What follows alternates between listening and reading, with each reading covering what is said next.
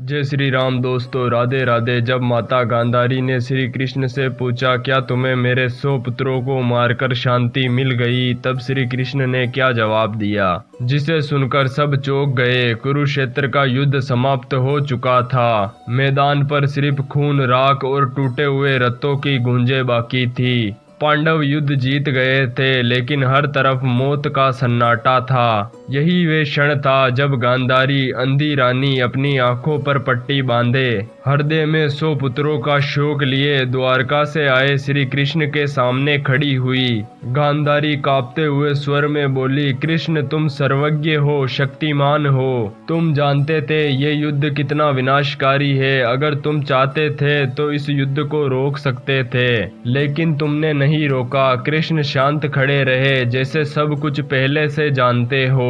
गांधारी की आवाज भारी हो गई, तुमने मेरे 100 पुत्रों को मरने दिया। बताओ, तुम्हें क्या मेरे 100 पुत्रों को मारकर शांति मिल गई? क्या यही था तुम्हारा धर्म? आंसुओं से भरी गांधारी की पट्टी भी अब भीग चुकी थी। उनके शब्दों में माँ का दर्द, पत्नी का क्रोध और एक स्त्री का आक्रोश था। कृष्ण ने गहरी सांस ली और बोले, माता श्री, मैं आपका दुख समझ सकता हूँ, लेकिन ये युद्ध टाला नहीं जा सकता था। ये युद्ध धर्म और अधर्म का था। गांधारी ने बीच में ही रोक दिया, नहीं कृष्ण, तुम चाहते तो मेरे 100 पुत्र सुधर चुकते थे। अगर तुम चाहते तो दुर्योधन के अहंकार को रोक सकते थे, लेकिन तुमने उसे बढ़ने दिया। तुम चाहते तो तुम चीरहरण भी रोक सकते थे। मैदान में सन्नाटा और भी गहरा हो गया। पांडव, विदुर और अन्य उपस्थित लोग सांस रोककर ये संवाद सुन रहे थे। गांधारी ने कांपते हुए हाथों से आकाश की ओर इशारा किया और बोली, कृष्ण, आज मैं तुम्हें श्राप देती हूँ। जिस प्रकार मैंने अपने 100 पुत्रों को खोया, वैसे ही तुम्हारे वंश का भी नाश होगा। तुम्हारे यदुवंशी प्रजा ही एक दूसरे का संहार करेगी। कृष्ण ने सिर झुका लिया। उनके चेहरे पर कोई क्रोध नहीं था, बल्कि एक हल्की मुस्कान थी। माता, आपका श्राप स्वीकार है। ये कहकर कृष्ण वहां से चल पड़े, लेकिन कृष्ण के इस शांत स्वर के पीछे छिपा हुआ था एक रहस्य जो अभी बाकी है। जब भगवान स्वयं स्वीकार कर ले श्राप, तो समझो विनाश निश्चित है। गांधारी के श्राप के बाद वहां मौजूद सभी लोग सन्न रह गए। कृष्ण अब भी शांत खड़े थे। उन्होंने गांधारी के पास आकर धीरे से कहा, माता, आपका श्राप व्यर्थ नहीं जाएगा, लेकिन यह भी सत्य है कि जो हुआ वह होना ही था। गांधारी के चेहरे पर गुस्से और दुख का मिश्रण था। कृष्ण, क्या तुम मुझे यह समझाना चाहते हो कि मेरे 100 पुत्रों की मौत नियति थी? कृष्ण ने गहरी सांस लेते हुए कहा, माता, यह युद्ध केवल कौरव पांडव का नहीं था। यह युद्ध अधर्म के अंत का था। आपके पुत्रों ने द्रौपदी का अपमान किया। उन्होंने भीम के घर में लाक्षागृह जलाया, धर्मराज युधिष्ठिर को जुए में हराया। अगर मैं यह युद्ध रोक देता तो अन्याय और बढ़ता।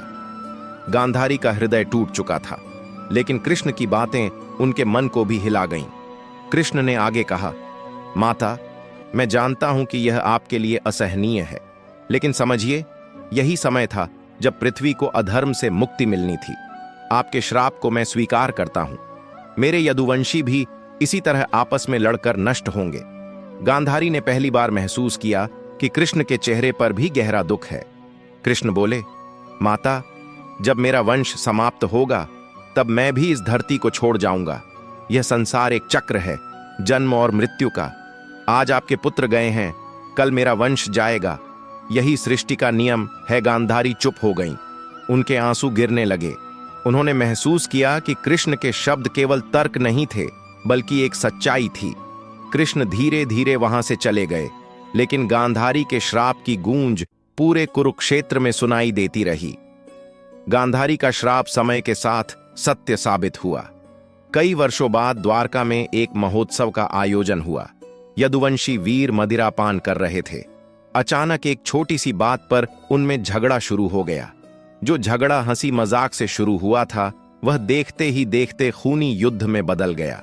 यदुवंशी एक दूसरे पर गदा, तलवार, तीर चलाने लगे।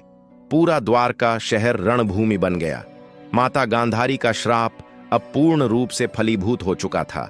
कृष्ण सब देख रहे थे, लेकिन इस बार उन्होंने कुछ नहीं रोका। कृष्ण ने मन ही मन कहा, माता गांधारी, आपका श्राप अब पूरा हो गया है। जब यदुवंश का संपूर्ण विनाश हो गया, कृष्ण जंगल में चले गए। वे पीपल के पेड़ के नीचे बैठकर ध्यान में लीन हो गए। तभी एक शिकारी जरा वहां आया। उसने दूर से कृष्ण के पैर देखे और समझा कि यह हिरण है। उसने बाण चलाया जो कृष्ण के पैर में लगा। जरा पास आया तो देखा यह स्वयं कृष्ण है। वह घबरा गया और उनके चरणों में गिर पड़ा। कृष्ण मुस्कुराए और बोले, डरो मत जरा, यह सब नियति का ही खेल है। अब मेरा समय पूरा हो चुका है। कृष्ण ने आंखें बंद कर लीं। धरती कांपने लगी, समुद्र का जल बढ़ने लगा और द्वारका का पूरा नगर समुद्र में समा गया। कृष्ण का प्रस्थान हो चुका था। गांधारी का श्राप पूरा हुआ, यदुवंश का अंत हुआ और एक युग समाप्त हो गया। कुरुक्षेत्र का युद्ध केवल राजाओं का नहीं था, वह था धर्म और अधर्म के बीच अंतिम संघर्ष। और इस संघर्ष के बाद ही कलयुग की शुरुआत हुई।